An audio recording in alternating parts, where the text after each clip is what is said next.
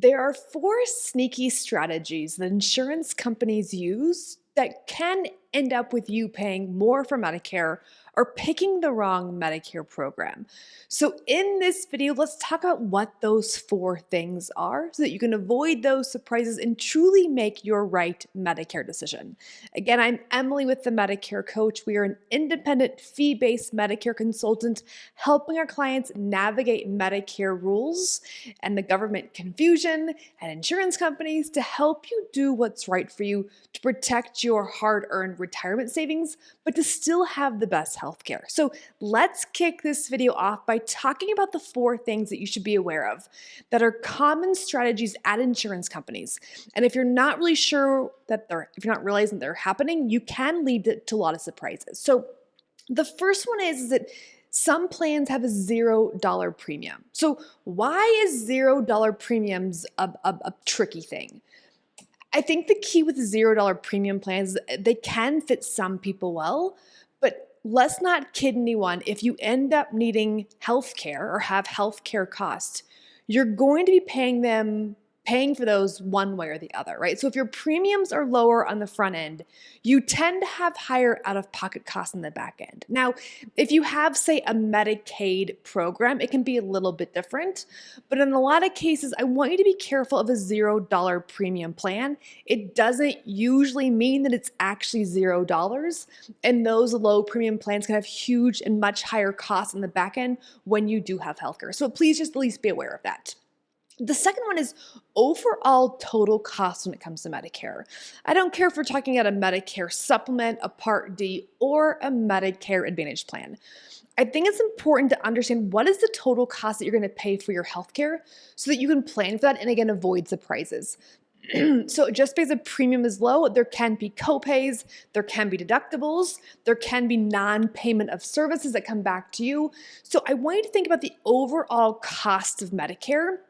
And don't just stop by looking at the premium and being done with it. There's so many more things to consider so that you really understand your costs for Medicare, right? We have Medicare to protect us financially and to pay for our medical costs when we do have them. So let's think about it in that way and understand what those costs ultimately are.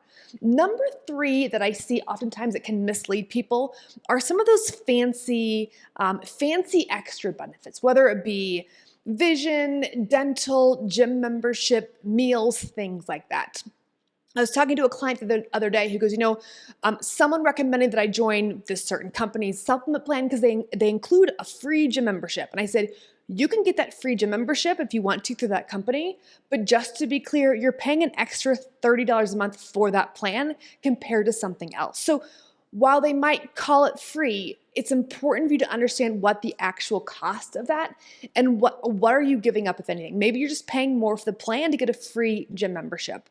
Or maybe you're trading out a free dental plan for an additional $4,000 in out-of-pocket maximums. I was working with a client the other day in Hawaii who that's what was happening, right? We could have either gone for that free dental or dropped the free dental and it would have decreased her maximum out-of-pocket by $4,000. So I don't want you to look, I'm all about getting the most out of your Medicare benefits and everything else, but I want us to be thoughtful around what are we trading off for that free extra benefit. So please be aware of that.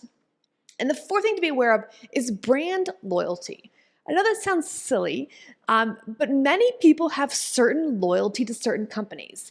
They've been on XYZ company from an employer plan, or their parents had whatever plan, and then they want the same plan.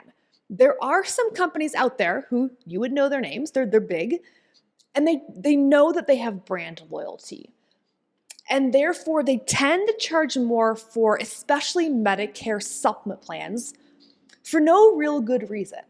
And so when a client comes and they say, Emily, I've been with this company for 20 years. I love them. I want to keep them. I say, that's great. You should do that. I just want you at least to let you know that you could save $20 a month or over $200 a year by going to a different company with the exact same coverage. So I want us to all be thoughtful around what the point of Medicare is. And I want you to ultimately do what's best for you because we can't make changes in the future all the time. So Be thoughtful as you first make your Medicare decision. Watch out for those kind of tactics that insurance companies use to kind of lure you in. It could still be a great company for you, but just be thoughtful about it to make your right Medicare decision. Now, I'm going to have extra resources below to help you, again, quickly and easily get through Medicare and get those shortcuts that I wish that my dad and I had early on. So check out the link below, get those resources, and I look forward to helping you. I love being your advocate here at the Medicare Coach, and thanks for joining me today.